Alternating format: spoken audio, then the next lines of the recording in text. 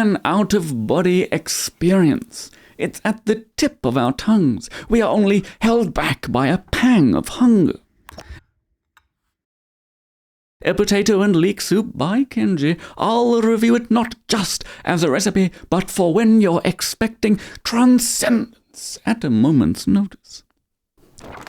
Unburdened by the talent of fridge Tetris, we'll get these leek fragments and cut them exactly as you wouldn't eat a corn on the cob the long way. But how did we end up here? You see, there have been many great questions. Isaac Newton was puzzled by gravity, Einstein by relativity, and the world at large by donkey and dragon. But there is another, and that is where all of this started, at the dawn of the internet, bundled in its infancy at a time of a culinary lawlessness. There was a man who set out to teach the world about what makes us most human: emotion. And his name was Eric. Eric taught the world about how to be happy, sad, thoughtful, thinking outside the box. Before then, everyone was just like a robot, presumably.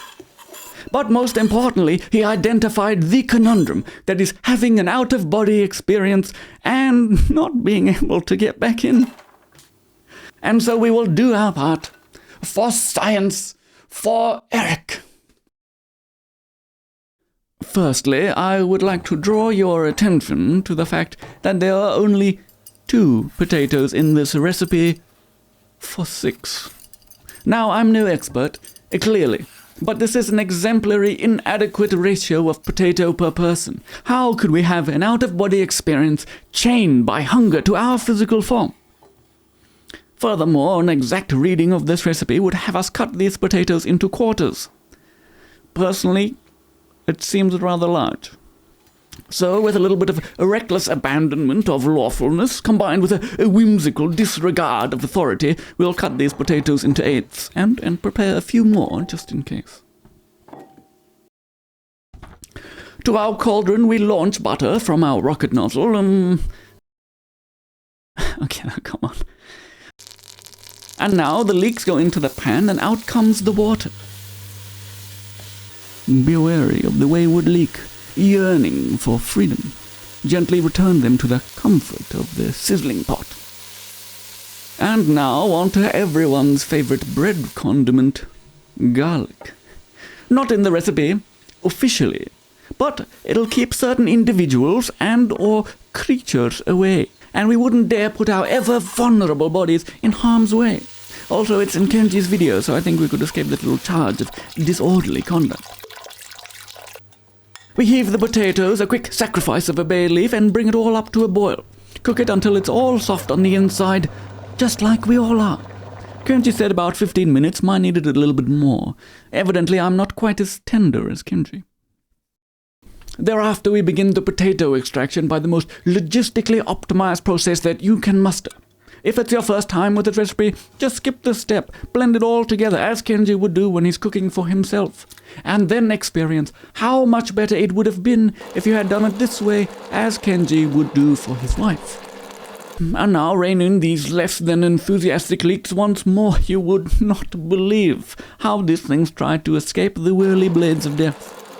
Unbelievable. Kenji mentioned some device to mash these potatoes, one I've never owned nor seen, so I'm just going to try and mash it. Well, this doesn't work. This left on the pan too long spatula, not really either. I'm just going to fork it. We mix it all back, relieve the cauldron of its active duty since I want to whisk it, and I would be killed if I scratched the enamel, which would make finishing this recipe rather unnecessarily convoluted. Add our buttermilk and cream. Do your best impersonation of a stand mixer, or hold the whisk still and then move the pot very quickly. And so here our great potato problem returns to haunt us. The soup is very thin. Now, I may just be particularly uncultured, but is this what it is supposed to be? It was like expecting a thick milkshake and getting some flavored skim milk ordering a sandwich and getting a hot dog. Am I just expecting the wrong thing? Now, I appreciate it is rather silly to try and show a food's texture, but that is exactly what I'm going to do anyway. It's got a graininess to it, even the time I made it the easy way and blended it all together.